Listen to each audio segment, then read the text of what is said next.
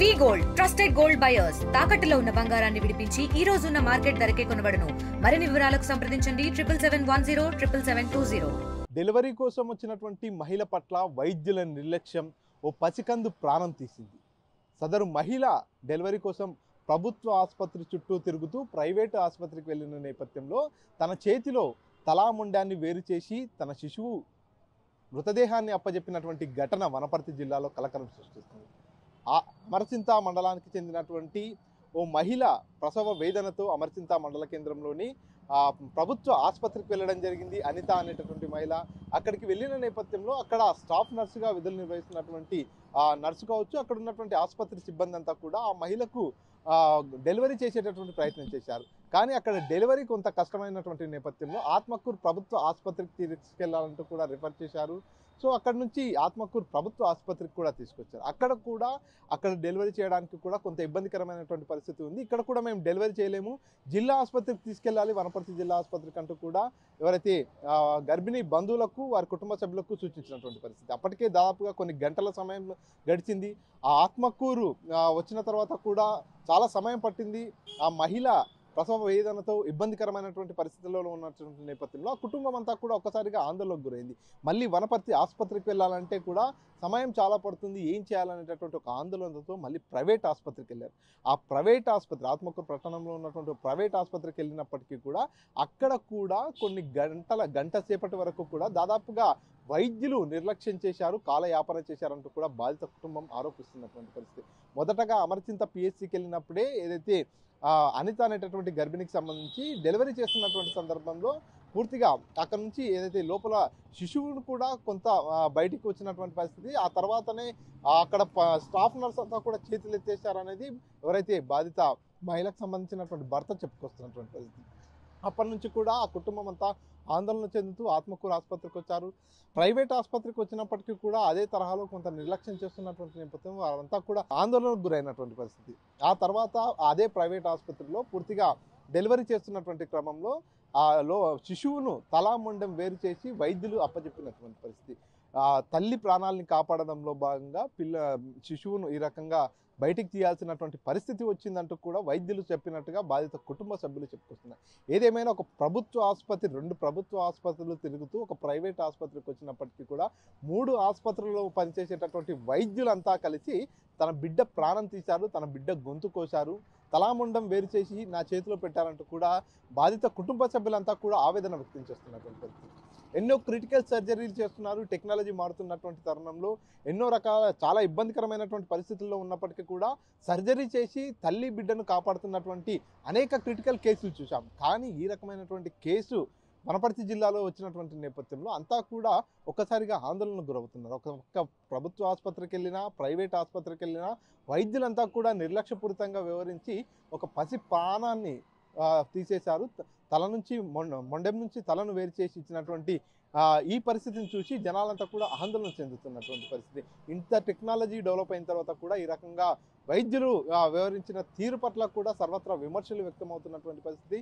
బాధిత కుటుంబం సైతం ఆవేదన వ్యక్తం చేస్తుంది. పూర్తిగా డాక్టర్ల నిర్లక్ష్యం కారణంగానే ఈరోజు పసికందుకు ఇటువంటి పరిస్థితి దాపరించిందంటూ కూడా సదరు కుటుంబం అంతా కూడా ఆవేదన వ్యక్తం చేస్తున్నటువంటి పరిస్థితి. దీనిపై పూర్తిగా సమగ్ర విచారణ జరపాలి. వైద్యులు ఎవరి నిర్లక్ష్యం కారణంగా ఈరోజు ఈ పసికందుకు ఈ పరిస్థితి దాపరించిందనే దానిపై సమగ్ర విచారణ జరపాలి. వారిపై కఠిన చర్యలు తీసుకోవాలంటూ కూడా బాధిత కుటుంబంతో పాటు జిల్లా వాసులు కూడా డిమాండ్ చేస్తున్నటువంటి పరిస్థితి ఉంది.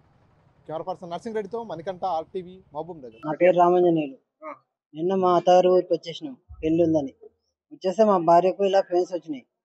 పెయిన్స్ వస్తే నైట్ తీసుకొచ్చినాం అమరీతకు. మా 108 వచ్చారు. వస్తే తీసుకొస్తే వాళ్ళు గ్లూకోజ్ ఎక్కించారు, ఒక ఇంజక్షన్ వేసారు. తర్వాత ఇక ఇబ్బంది అవుతుంది మాకు, అవ్వట్లేదని చెప్పారు. వనపర్తికి వెళ్ళాలని చెప్పారు. వనపర్తికి వెళ్ళాలంటే మళ్ళీ ఆత్మకూరు గవర్నమెంట్కి వచ్చేసినాం. వస్తే మధ్యలోనే బాడీ వచ్చేసింది. బాడీ మా చేతులు కాలు భాగం ఒకటే వచ్చేసినాయి, చేతులు రాలే. మళ్ళీ ఇక్కడికి వచ్చిన తర్వాత గవర్నమెంట్ హాస్పిటల్లో మళ్ళీ చేతులు వచ్చేసినాయి. ఇక్కడికి వచ్చిన తర్వాత తల భాగం ఇరుక్కుపోయింది. మళ్ళీ ఈ హాస్పిటల్కు వాళ్ళు చెప్పారు, ప్రైవేట్ హాస్పిటల్కు అంబులెన్స్ వాళ్ళు చెప్పారు, ఇక్కడైతే ఆపరేషన్ చేస్తే బేబీ బతకొచ్చని చెప్పారు. అయితే ఇక్కడికి వచ్చేసినాం. ఇక్కడికి వచ్చిన తర్వాత తల భాగం ఒకటే ఇరుక్కుంది. అప్పటికే ఇంకా పెయిన్స్ వస్తున్నాయి, తల భాగం ఇరుక్కున్నది. సార్ వచ్చి అంబులెన్స్ వాళ్ళు సార్ని వచ్చి లేపితే సార్ వచ్చి ఇంత ప్రాబ్లం ఇంత ఎప్పుడే అంటే లేట్ అయిందని చెప్పారు. చాలా లేట్ తీసుకొచ్చి అని చెప్పారు. అయితే బేబీ అయితే చనిపోయిందని చెప్పిండు. పైసలు చెప్పారు. పైసా అమౌంట్ కావాలని చెప్పారు. అమౌంట్ 30,000 అని చెప్పారు. ఆపరేషన్ చేస్తాము అని చెప్పారు. ఫస్ట్ క్యాష్ కావాలని చెప్పారు. క్యాష్ రెడీ చేసుకో, ఆపరేషన్ చేస్తామని చెప్పారు. పెద్ద ఆపరేషన్ చేస్తేనే బేబీ వచ్చి చనిపోయిండు.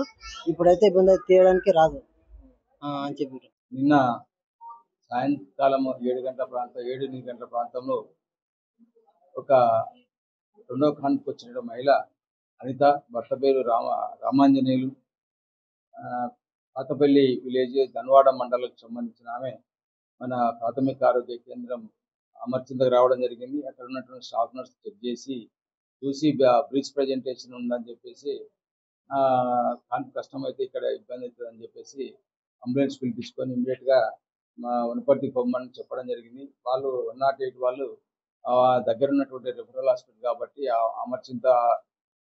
అమర్చింత నుంచి ఆత్మకూరు తీసుకురావడం జరిగింది. ఆత్మకూరులో వాళ్ళు చెక్ చేసి కూడా ఇక్కడ కాదు మా డిస్ట్రిక్ట్ హాస్పిటల్కి వెళ్ళమని చెప్పడం జరిగింది. వాళ్ళు దగ్గర ఉన్నటువంటి ప్రైవేట్ హాస్పిటల్కి మరి ఇక్కడికి తీసుకురావడం జరిగింది. సుబ్బారెడ్డి హాస్పిటల్కు ఇక్కడ తీసుకురావడం జరిగింది. వచ్చినప్పుడే డాక్టర్ సుబ్బారెడ్డి మాత్రమే చూడడం జరిగింది. చూసిన వెంబడే ఇమ్మీడియట్గా మరి డాక్టర్ రాజ్యలక్ష్మి గైనకాలజిస్ట్ రావడం జరిగింది. ఇప్పుడే సీసీ ఫుటేజ్ని చూడడం జరిగింది.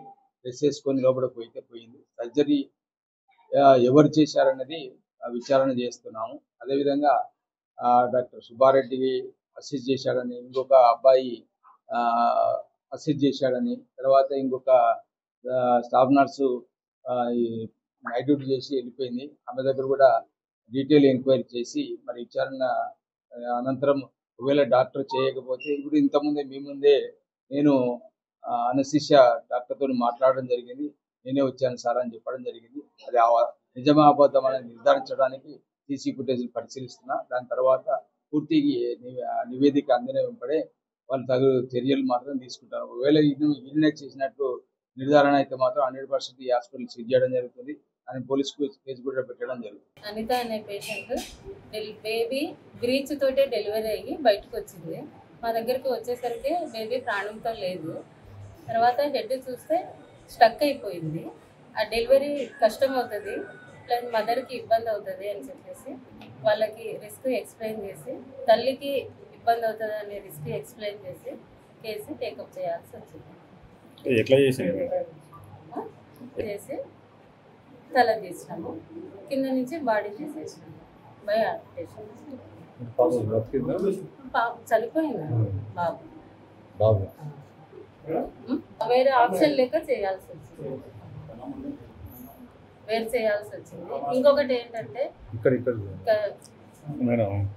అనేది మాకు వచ్చిన పరిస్థితి ఎమర్జెన్సీ ఆ విధంగా ఉన్నది కాబట్టి బేబీ డెలివరీ ఇంకా వేరే ఆప్షన్ లేక ఆ విధంగా చేయాల్సి వచ్చింది. మరిన్ని వీడియోస్ కోసం ఛానల్ ని సబ్స్క్రైబ్ చేయండి. లేటెస్ట్ అప్డేట్స్ కోసం వాట్సాప్ ఛానల్ ని ఫాలో అవ్వండి. ఆ లింక్ డిస్క్రిప్షన్ లో ఉంది.